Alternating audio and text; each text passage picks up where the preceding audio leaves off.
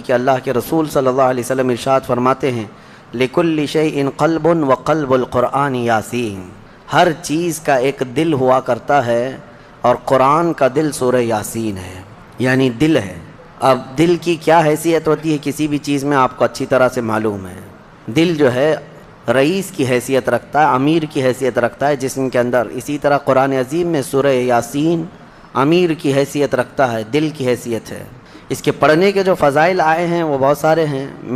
مرقات المفاتیح شرح مشکات میں یہ روایت ہے، فرمایا حضرت انس رضی اللہ تعالیٰ عنہ سے روایت ہے کہ رسول کریم صلی اللہ تعالیٰ علیہ وسلم نے ارشاد فرمایا ہر چیز کا ایک دل ہوتا ہے اور قرآن کا دل سورہ یاسین ہے۔ اور حضرت عطا بن ابی رباح رضی اللہ تعالیٰ عنہ ایک مشہور جلیل القدر تابعی ہیں، وہ فرماتے ہیں کہ رسول کریم صلی اللہ تعالیٰ علیہ وسلم سے ہم تک یہ خبر پہنچی ہے کہ جس نے سورہ یاسین ایک بار پڑھا اسے 10 بار پورا قرآن ختم کرنے کا ثواب دیا جاتا ہے، یاسین پاک کے سلسلے میں فرمایا گیا۔ اور اس کے علاوہ حضرت معقل بن یسار رضی اللہ تعالیٰ عنہ یہ بھی روایت کرتے ہیں کہ نبی پاک صلی اللہ تعالیٰ علیہ وسلم نے ارشاد فرمایا کہ جس نے صرف اللہ کی رضا کے لیے سورہ یاسین شریف پڑھی اللہ تعالیٰ اس کے شروع کے گناہ صغیرہ اور کبیرہ معاف فرما دیتا ہے۔ صرف اللہ کی رضا کے لیے سورہ یاسین پڑھیں۔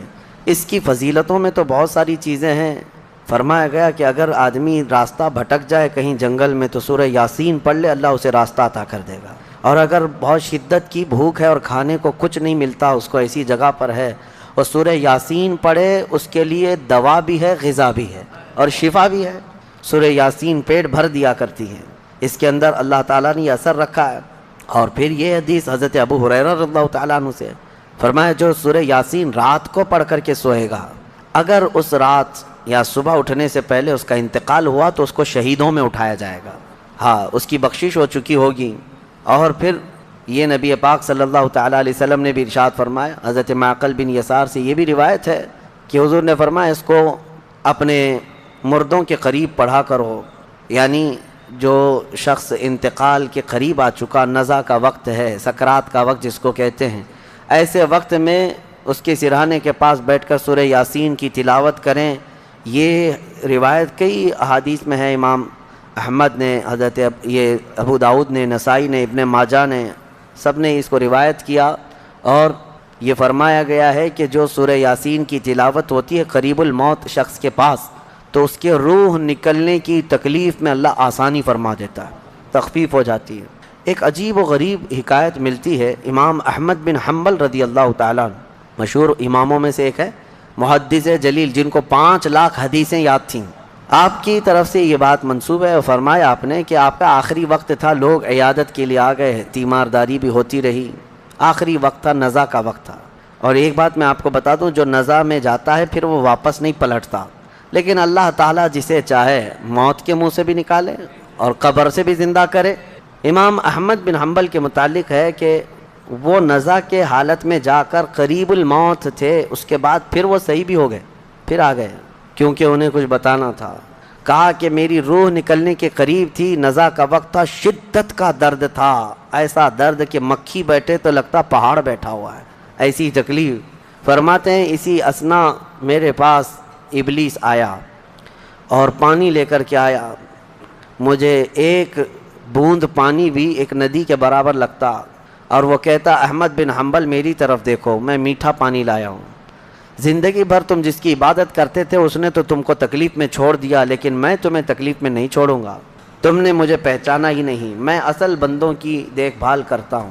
عزیزان اکرامی، یہاں پر میں رک کر کے ایک بات کہوں گا، ابھی ایک دنیا میں فرقہ جنم لیا ہے، بلکہ یہ کافی سالوں سے ہے، عباد الشیطان ان کو کہا جاتا ہے، یہ ڈیول ورشپرز، شیطان کے بندے، شیطان کی پوجا کرنے والے، اور ابلیس کو وہ رب العالمین کہتے ہیں۔ وہ کہتے ہیں اصل جو چیز ہے وہ ابلیس ہی ہے، تم لوگ سب جو ہے جس کو خدا کہہ رہے وہ خدا ہے نہیں، شیطان جو ہے وہ اصل خدا ہے۔ الومناتی کا پورا نظام اسی پر جمع ہوا ہے، اگرچہ اس کو سیکریٹ اور خفیہ کہتے ہیں، کوئی چیز سیکریٹ اور خفیہ نہیں، اوپنلی بہت ساری چیزیں ان کی ہوتی ہیں، لیکن وہ ہر ایک کے دماغ میں یہ ڈالنا چاہتے ہیں کہ اصل خدا یہ ابلیس ہے، شیطان ہے، تم نے نام اس کا شیطان رکھا ہے، اصل میں وہ رب العالمین ہے، نعوذ باللہ۔ اگر ان لوگوں سے پوچھیں جو الومناتی کا عقیدہ رکھتے ہیں یا ان کی ہاں میں ہاں بھرتے ہیں یا پھر ان کے آگے پیچھے بھاگتے ہیں دولت کو دیکھ کر کے، وہ کہتے ہیں ہم کو دنیا میں جو چاہیے وہ سب ہمیں ابلیس دے دیتا ہے، تو خدا تو یہی ہے، وہ ہمارے ساتھ ساتھ ہے، ہر گھڑی ہے۔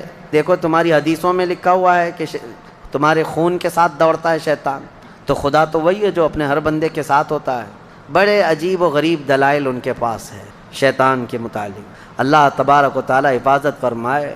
میں آتا ہوں، ہم نے سورہ یاسین میں بھی آج تلاوت کیا ہے کہ اللہ تعالیٰ نے قیامت کے دن یوں فرمائے گا اللہ وَامْتَازُوا الْيَوْمَ أَيُّهَا الْمُجْرِمُونَ، اے فرشتوں آج مجرموں کو الگ کر دو، ان کی پہچان الگ بنا دو۔ أَلَمْ أَعْهَدْ إِلَيْكُمْ يَا بَنِي آدَمَ أَلَّا تَعْبُدُوا الشَّيْطَانَ، اے آدم کی اولاد کیا میں نے تم سے عہد نہیں لیا تھا کہ تم شیطان کی عبادت نہیں کرو گے؟ وَأَنِ اعْبُدُونِي، اور میری عبادت کرو گے۔ هَذَا صِرَاطٌ مُسْتَقِيمٌ، یہ سیدھا راستہ ہے۔ وَلَقَدْ أَضَلَّ مِنْكُمْ جِبِلًّا كَثِيرًا، اس نے تم کو گمراہ کر دیا غلط عادتیں ڈال کر کے۔ افلم تکونوا تعقلون، کیا تمہیں عقل نہیں ہے؟ یہ قیامت کے دن شیطان کے پجاریوں سے کہا جائے گا۔ اب پھر رب تعالیٰ فرماتا ہے ہذہ جہنم التی کنتم توعدون اصلوہا، یہ وہی دوزخ ہے جس کا تم سے وعدہ کیا گیا تھا، ڈالو ان کو اس میں۔ پھر اللہ تعالیٰ فرماتا ہے الیوم نختم علی افواہہم، آج ہم تمہارے منہ پر مہر لگا دیں گے، مہر لگا دی جائے گی۔ تکلمنا ایدیہم وتشہد ارجلہم بما کانوا یکسبون، تمہارے ہاتھ ہم سے بات کریں گے، تمہارے پیر گواہی دیں گے تم کیا کیا کرتے تھے۔ قیامت کا منظر ہے سورہ یاسین میں۔ میں جو بات عرض کر رہا تھا وہ ادھوری نہ رہ جائے۔ امام احمد بن حنبل کی موت کا وقت تھا، وہ کہتے ہیں شیطان آ گیا، ابلیس کہنے لگا میری طرف دیکھو، میں تمہارا اصل رب ہوں، میں تمہیں تکلیف میں نہیں چھوڑ سکتا، فلاں فلاں فلاں۔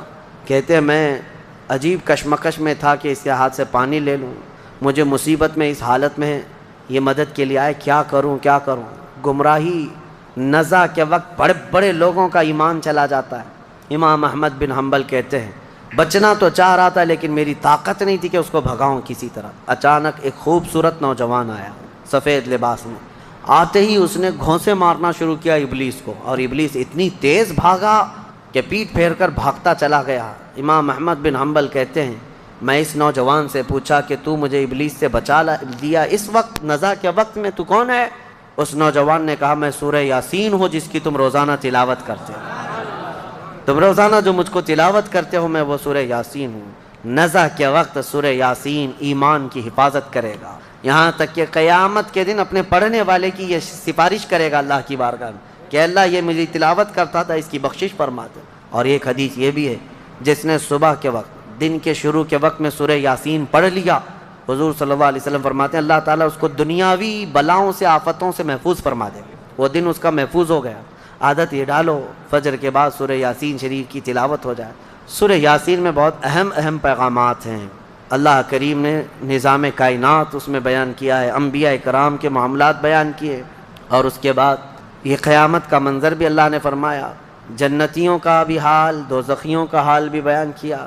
اولئک اصحاب الجنتی، یعنی جنت والے جو ہیں ان کانت الا صیحۃ واحدۃ فاذا هم خامدون، یہاں سے اللہ تبارک و تعالیٰ نے ان لوگوں کا بھی ذکر فرمایا جن کے پاس رسول آئے اور انہوں نے جھٹلا دیا۔ یا حسرۃ علی العباد ما یأتیہم من رسول الا کانوا بہ یستہزئون، یہ بندوں پر بڑا افسوس ہے کہ جب کبھی ان کے پاس کوئی رسول آتا تو مذاق اڑاتے تھے۔ اور اللہ تعالیٰ فرماتا ہے وَكَمْ أَهْلَكْنَا قَبْلَهُمْ مِنَ الْقُرُونِ، حضرت سارہ اور حضرت ہاجرہ میں دونوں تو حضرت ابراہیم علیہ السلام کی بیویاں تھیں، لیکن جب حضرت ہاجرہ کو بیٹا ہو گیا اور حضرت سارہ کو نہیں ہوا، انسانی فطرت کا تقاضا ہے کچھ نہ کچھ باتیں دل میں آ جاتی ہیں، تو اللہ کا حکم ہوا اے ابراہیم تم اپنی بیوی ہاجرہ اور اپنے بیٹے اسماعیل کو لے اور مکہ مکرمہ چلے جاؤ۔ مکہ میں کوئی آبادی نہیں تھی، یہ حضرت ابراہیم علیہ السلام فلسطین میں رہتے تھے، اس وقت مصر تھا۔ جب مکہ مکرمہ میں آئے، خانہ کعبہ کے قریب حضرت ہاجرہ حضرت اسماعیل کو چھوڑ دیا، کچھ زیادہ راہ جو ساتھ میں تھا وہ کھانا توشہ دے دیا اور کہا مجھے اللہ کا حکم ہے میں جا رہا ہوں۔ واپس چلے گئے اپنی بیوی اور چھوٹے 6 مہینے کے بچے کو۔ یہی تو یادگاریں ہیں حضرت ہاجرہ کے پاس، جب کھانا پانی سب ختم ہوا تو وہ اپنے بیٹے کی پیاس کے لیے پانی ڈھونڈنے نکلیں، پھر صفا مروہ پہاڑیوں پر دوڑتی رہیں 7 چکر، پھر اسماعیل علیہ السلام کے قدموں کے نیچے سے زمزم پانی کا یہ چشمہ نکلا۔ اور یہ جو تاریخ ہے اس کے بعد پھر حضرت ابراہیم علیہ السلام لوٹ آئے جب اسماعیل علیہ السلام جوان ہو چکے تھے۔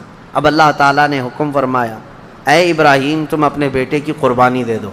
ایک تو 100 سال کے بعد بیٹا دیا گیا ہے، لیکن اللہ تعالیٰ فرماتا ہے کہ تم اس کو اللہ کی راہ میں قربان کر دو۔ نبی کا خواب سچا خواب ہوتا ہے، عام لوگوں کی طرح نہیں۔ اسماعیل علیہ السلام کو انہوں نے بلایا، وہ پورا واقعہ اللہ نے اس میں ذکر فرمایا۔ ارشاد فرماتے ہیں، انی ارا فی المنام انی اذبحک، بیٹا میں نے خواب میں دیکھا ہے کہ میں تجھے ذبح کر رہا ہوں، اللہ کے نام پر قربان کرنا ہے۔ فانظر ماذا تری، بتا کیا کرنا چاہیے۔ مشورہ ہے باپ کس سے؟ بیٹے سے۔ قال یا ابت افعل ما تؤمر ستجدنی انشاء اللہ من الصابرین۔ اسماعیل علیہ السلام چھوٹے ہیں اور عرض کرتے ہیں، ابا جان آپ کو جس چیز کا حکم دیا گیا ہے وہ کر گزریے، انشاءاللہ آپ مجھے صبر کرنے والا پائیں گے۔ بیٹا یہ نہیں ہے کہ بھاگ جائے کہ باپ میرا چھری لے کے بیٹھا ہے، اللہ کے نبی۔ اور اس کے بعد لے کر کے چلے حضرت ابراہیم علیہ السلام۔ پہلے تو یہ روایت میں ہے کہ انہوں نے 100 اونٹ ذبح کی ہے اس خواب کے لیے، دوسرے دن بھی 100 اونٹ ذبح کیے، پھر یہی حکم آیا تو تیسرے دن اسماعیل علیہ السلام کو لے کر کے آئے مینا کی وادیوں کے پاس۔ اور وہاں جب پہنچنے لگے، حضرت ہاجرہ بھی تھیں پیچھے پیچھے۔ ابلیس آیا، شیطان آیا، ابراہیم علیہ السلام سے کہنے لگا، اتنے سالوں بعد تو بیٹا ہوا اور تم ذبح کرنے لے جا رہے ہو، تمہیں ہو سکتا ہے وہم ہو، چھوڑ دو اس کو، پھر تمہیں بچہ نہیں ہو سکتا۔ تب حضرت ابراہیم علیہ السلام نے زمین سے 7 کنکریاں اٹھائی اور اس کو دے مارا اور کہا، یہ اللہ کا حکم ہے، اللہ کا حکم ہے، اور میرے رب تبارک تعالیٰ کے حکم کے آگے میں کسی کے لیے کوئی رعایت نہیں رکھتا۔ وہ حضرت ہاجرہ کو بہکایا کہ تمہارے بیٹے کو تمہارے شوہر ذبح کرنے لے جا رہے ہیں۔ حضرت ہاجرہ نے کہا، مجھے معلوم ہے وہ اللہ کے حکم سے کر رہے ہیں، اور اگر اللہ کا حکم ہے تو ایسے 100 بیٹے اسماعیل بھی ملے میں سب قربان کروں گی۔ ماں بھی تھی، انہوں نے بھی کنکریاں ماری ابلیس کو۔ آخری حضرت اسماعیل علیہ السلام کے پاس آیا، کہا تجھے پتہ ہے تیرے باپ کیسے تجھے کاٹیں گے، کیسے ذبح کریں گے؟ حضرت اسماعیل علیہ السلام نے کہا، ابلیس کنکریاں ماری اور کہا، میرے باپ عام آدمی نہیں، اللہ کے نبی ہیں، وہ جو کرتے ہیں وہ اپنی مرضی سے نہیں اللہ کے حکم سے کرتے ہیں۔ سب جگہ سے مایوس گیا ابلیس لعین۔ آج بھی وہاں 3 پتھروں کو جو حاجی کنکریاں مارتے ہیں وہ انہی بزرگوں کی نشانی ہے، انہی 3 بزرگوں کی نشانی ہے۔ اب جب لٹایا حضرت ابراہیم علیہ السلام نے تو کس طریقے سے، اسماعیل علیہ السلام خود عرض کرتے ہیں کہ ابا جان اپنی آنکھوں پر پٹی ڈال لیجیے آپ، کہ مجھے کاٹتے ہوئے دیکھ کر، خون دیکھ کر باپ کی محبت غالب نہ آ جائے اور کہیں آپ اللہ کے حکم کے خلاف نہ ہو جائے، آپ چھری روک لیں، آپ آنکھوں پہ پٹی ڈال لیں اور میرے ہاتھ پیر کو رسی سے باندھ دیں کہ میں تڑپتا نہ دیکھیں آپ۔ ایسے ہی ہوا، حضرت ابراہیم علیہ السلام نے پٹی ڈال لی آنکھ پر اور ان کے ہاتھ پیر باندھ دیے گئے۔ یہ ذبح کرنے کا وقت ہے۔ بھلا کیا رب تبارک و تعالیٰ بھی کسی کے عزیز کو ذبح کرنے کا حکم اس طرح دے گا؟ یہ تو امتحان تھا، امتحان تھا۔ حضرت ابراہیم علیہ السلام گردن پر چھری رکھتے ہیں، لیکن وہ چھری چلتی نہیں، بڑی تیز چھری لائی تھی انہوں نے، چھری نہیں چلتی۔ روایات میں ملتا ہے کہ حضرت ابراہیم علیہ السلام نے اس چھری کو پتھر پر یوں مارا تو پتھر 2 ٹکڑے ہو گئے، کٹ کے 2 ٹکڑے ہو گیا، لیکن گلا نرم و نازک اس چھری سے نہیں کٹتا تھا۔ ایک بات یاد رکھو مسلمانوں، ہمیشہ چھری کی تاثیر ہے کاٹنا، آگ کی تاثیر ہے جلانا، لیکن ہمیشہ ایک بات یاد رکھیں، چھری کاٹے گی بھی، آگ جلائے گی بھی اس وقت جب اللہ کی مرضی ہوگی۔ ہمارا عقیدہ یہ ہے، تقدیر، ہاں ان کی تاثیر ہے، یہ کام یہی کریں گے، لیکن اس کے ساتھ ہمارا عقیدہ یہ ہے، اگر میرا مولا نہ چاہے تو پھر جتنی تیز چھری ہی کیوں نہ ہو نہ کاٹ سکے گی، جتنی تیز آگ ہی کیوں نہ ہو نہ جلا سکے گی، اور اگر مولا کی مرضی ہے تو پھر یہ چیزیں اپنا اثر دکھائیں گی، باقی ان کا اثر اللہ کی مرضی کے بغیر کچھ نہیں۔ چھری جیسی ہی گردن پر رکھی، اللہ کا حکم ہوا، جبرائیل جاؤ جنت سے ایک دمبا لے کر جاؤ، میرے ابراہیم کا امتحان ہو گیا اور کامیاب ہوئے، ان کے بیٹے اسماعیل کو ہٹاؤ اور دمبا رکھو۔ جبرائیل امین علیہ السلام سب سے تیز سفر کرتے ہوئے دنیا میں 3 بار آئے ہیں، سب سے تیز۔ ایک اس وقت جب یوسف علیہ السلام کو ان کے بھائیوں نے کنویں میں ڈالا تھا، کنویں میں گرنے سے پہلے جبرائیل امین آ چکے تھے اور حضرت یوسف علیہ السلام کو پکڑ کر بٹھا چکے تھے۔ دوسرے جب ظالموں نے ابراہیم علیہ السلام کو آگ میں ڈالا تھا، ادھر سے وہ آگ میں پھینکے تھے، اس وقت جبرائیل امین اتر رہے تھے اور جبرائیل امین حضرت ابراہیم کی آگ میں جانے سے پہلے ہی ان کی مدد کے لیے آ چکے تھے۔ اور تیسرے یہ، جب اسماعیل علیہ السلام کی گردن پر چھری رکھ چکے تھے، کون؟ ابراہیم علیہ السلام، اور چھری ہلانے سے پہلے جبرائیل امین آ کر کے ان کو اٹھا چکے تھے۔ وہ جبرائیل امین کی رفتار ہے جو میرے مصطفیٰ کے قدموں کا بوسہ دیا کرتے ہیں۔ یہ جبرائیل کی رفتار ہے جو رسول اللہ کے قدموں کا بوسہ دیتے ہیں۔ جو قدمہائے رسول کا بوسہ لے کر سدرہ کا مکی اتنا تیز رفتار ہے تو میرے مصطفیٰ کی رفتار کا عالم کیا ہے میرے عزیزو۔ اس کے بعد جب یہ دمبا ذبح ہو گیا، ابراہیم علیہ السلام نے پٹی نکالی، دیکھا بیٹا سلامت ہے، بکرا ذبح ہو گیا ہے۔ قرآن میں اللہ فرماتا ہے وَنَادَيْنَاهُ أَن يَا إِبْرَاهِيمُ قَدْ صَدَّقْتَ الرُّؤْيَا إِنَّا كَذَلِكَ نَجْزِي الْمُحْسِنِينَ۔ ہم نے پکارا اے ابراہیم، تم نے ہمارے حکم کو سچ کر دکھایا اور ہم ایسے ہی اچھا کرنے والوں کو بدلہ دیتے ہیں۔ وَفَدَيْنَاهُ بِذِبْحٍ عَظِيمٍ، پھر ان کو لقب دیا گیا کہ وہ ذبح عظیم ہے۔ کیا ہے؟ ذبح عظیم۔ اب یہاں پر ایک مسئلہ ہے یہودیوں کا۔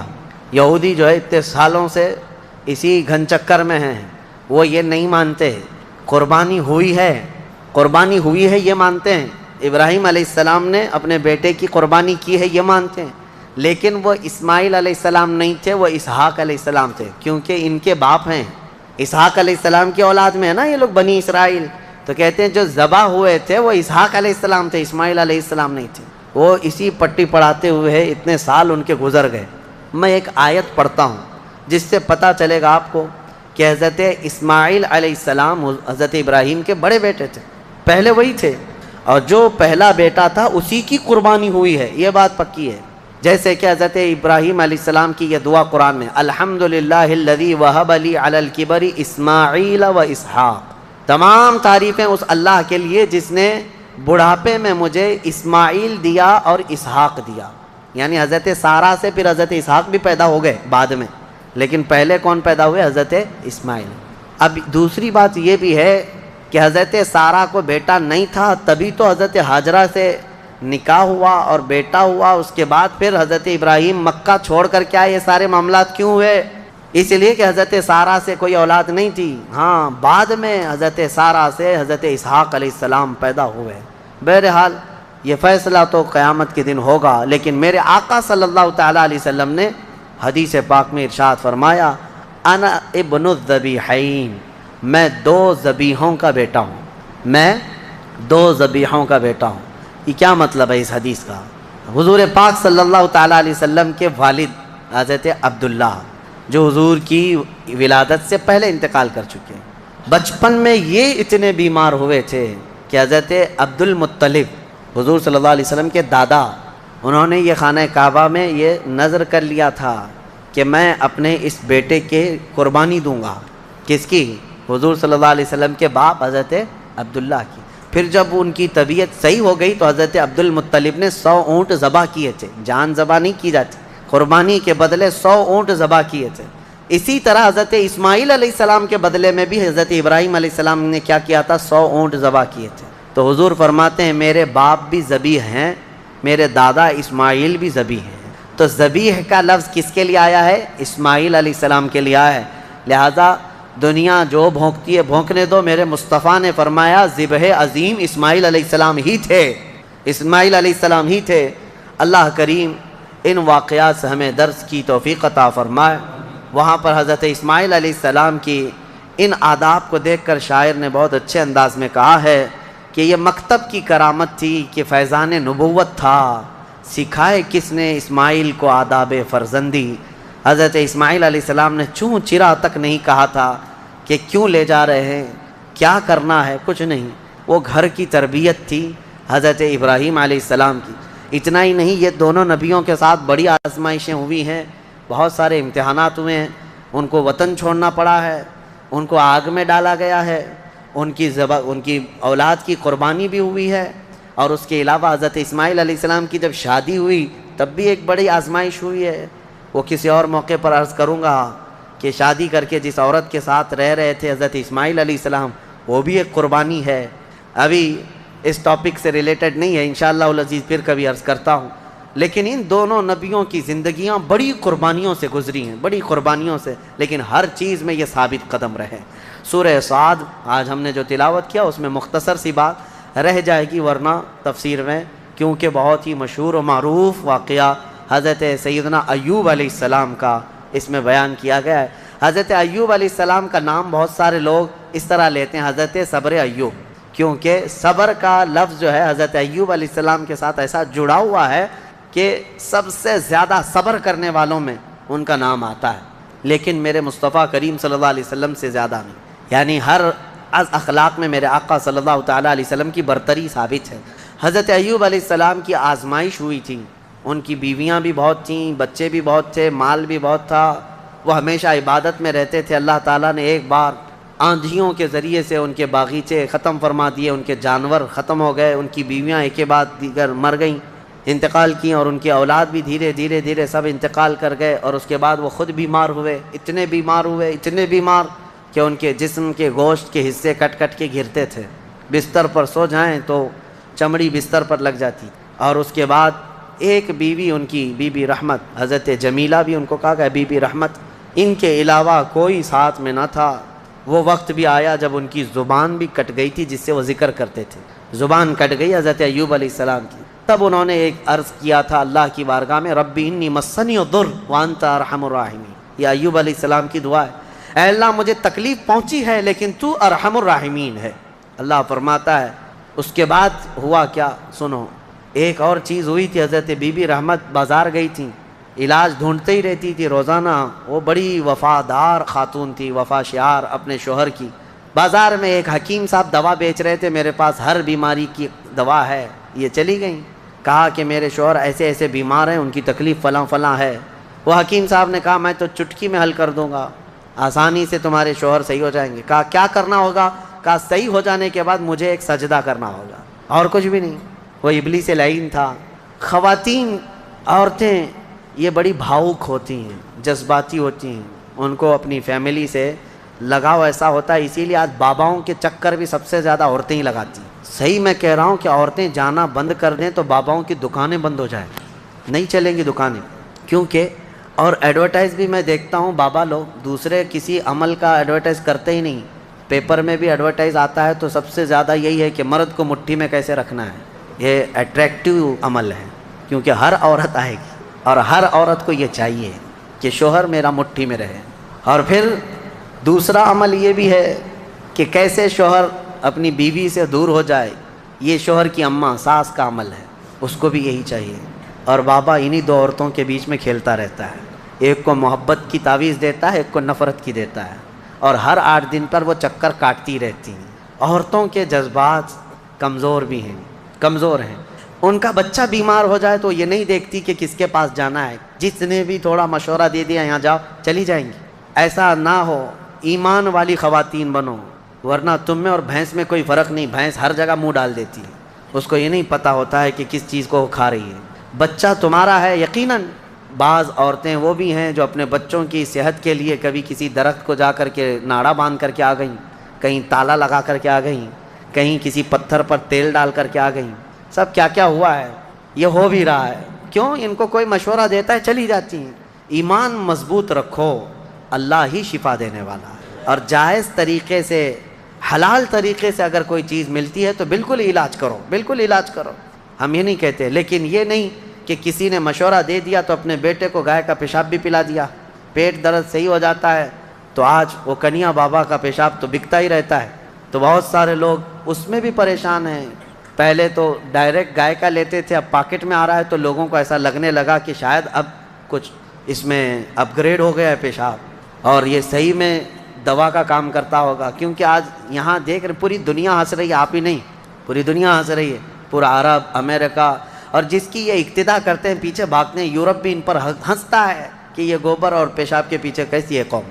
ہاں کبھی اس کو کوہ نور بتا دیں، کوئی کینسر کا علاج بتا دیں، کورونا کا علاج بتا دیں، عقل سے کچھ نہیں ہے۔ لیکن میں اپنی عورتوں سے کہنا چاہتا ہوں، تمہیں کوئی بھی اس طرح کا مشورہ دے تو بھاگ مت جانا، ابلیس یہاں پر الگ الگ لباس میں ہے، الگ الگ لباس میں ہے، ہزاروں رہزن ہیں لباس خضر میں۔ یہاں حضرت بی بی جمیلہ، بی بی رحمت آئیں اپنے شوہر کے پاس، کہیں مبارک ہو تمہارا علاج مل گیا، ایک بڑے حکیم صاحب ہیں وہ علاج کر دیں گے۔ حضرت ایوب علیہ السلام نے کہا ہمارے پاس اجرت دینے کے لیے تو کچھ ہے نہیں، کیا دیں گے؟ کہا کچھ نہیں دینا ہے، آپ صحیح ہو جائیں گے تو ان کو ایک سجدہ کرنا ہے۔ وہ حضرت ایوب علیہ السلام جلال میں آئے، بیماری کا عالم میں، کہا قسم خدا کی اگر میں صحیح ہو گیا تو تجھے 100 کوڑے ماروں گا، اس لیے کہ تو ابلیس کے پاس گئی تھی، حکیم کے پاس نہیں۔ انہوں نے قسم کھا لیا، اللہ کی قسم میں 100 کوڑے ماروں گا تجھے۔ اپنی بیوی کو انہوں نے توبہ کر لیا، اپنی بیوی، ان کی بیوی نے کہا مجھ سے غلطی ہو گئی، میں بھول گئی، آپ کی محبت میں دوڑی، یقیناً وہ ابلیس تھا۔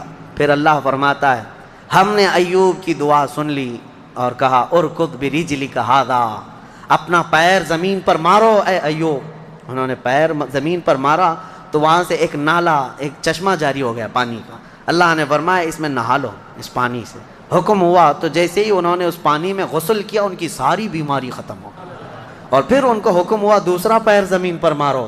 صحت یابی کے ساتھ جب انہوں نے دوسرا پیر زمین پر مارا، اللہ نے ان کے جتنی اولاد، ان کی اہل و عیال جو بھی ختم ہوا تھا سب کو دوبارہ زندہ فرمایا، سب کو واپس لوٹایا۔ تم امتحان میں کامیاب ہو۔